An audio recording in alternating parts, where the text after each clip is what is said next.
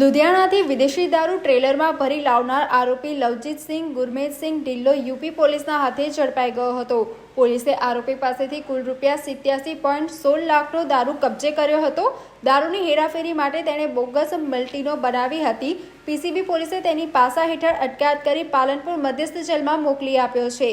બીજા બનાવમાં પોલીસે લક્ષ્મીપુરા પોલીસ સ્ટેશનની હદમાંથી 1.95 લાખની કિંમતનો દારૂ કબજે કર્યો હતો। જે ગુનામાં આરોપી રિયાઝ ગુલામ રસૂલ શેખ પકડાયો હતો। તેની સામે અન્ય એક ગુનો અકોટા પોલીસ સ્ટેશનમાં નોંધાયો હતો, જેમાં પોલીસે દારૂ અને બિયર મળી કુલ ₹36,800નો મુદ્દામાલ કબજે કર્યો હતો। રિયાઝની પાસા હેઠળ અટકાયત કરી પાલનપુર મધ્યસ્થ જેલમાં મોકલી આપવામાં આવ્યો છે।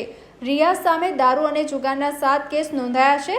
ત્રીજા બનાવમાં કિશનવાડીમાંથી 26.6 લાખના દારૂના કેસમાં નિલેશ ઉર્ફે નીલુ હરેશભાઈ નાથાણી પકડાયો હતો।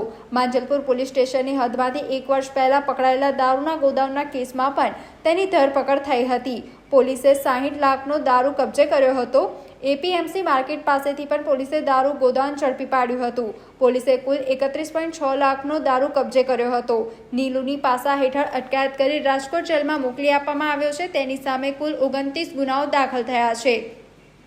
ચોથા બનાવમાં માંજલપુર પોલીસ સ્ટેશનની હદમાંથી પોલીસે 2.40 લાખનો દારૂ કબજે કર્યો હતો। તે ગુનામાં સંડોવાયેલા આરોપી યશ રાજેશકુમાર મિસ્ત્રીની ધરપકડ કરી હતી। તાજેતરમાં જ પોલીસે દારૂની 29 બોટલ તથા બિયરના 49 ટીન કબજે કર્યા હતા। તે ગુનામાં પણ યશ મિસ્ત્રીની ધરપકડ થઈ હતી। તેની પાસા હેઠળ અટકાયત કરી રાજકોટ જેલમાં મોકલી આપવામાં આવ્યો છે। વડોદરા અકોટા ગાય સર્કલ પાસેથી મોપેડની ચોરી થઈ હતી, જે અંગે જેપી રોડ પોલીસ સ્ટેશનમાં ગુનો નોંધાયો હતો। જે ગુનામાં પોલીસે આરોપી નૌશાદ ઉર્ફે સાગર મુસ્તાક આલમને ઝડપી પાડ્યો હતો। જેપી રોડ પોલીસ સ્ટેશન વિસ્તારમાં પ્રમુખ સ્વામીનગરમાં થયેલી 51,000ની ચોરી તથા વાડી વિસ્તારમાંથી બાઇકની ચોરીમાં પણ તેની ધરપકડ થઈ હતી। તેને પાસામાં પાલનપુર મધ્યસ્થ જેલમાં મોકલી અપાયો છે। નૌશાદ સામે કુલ 17 ગુનાઓ નોંધાયા છે।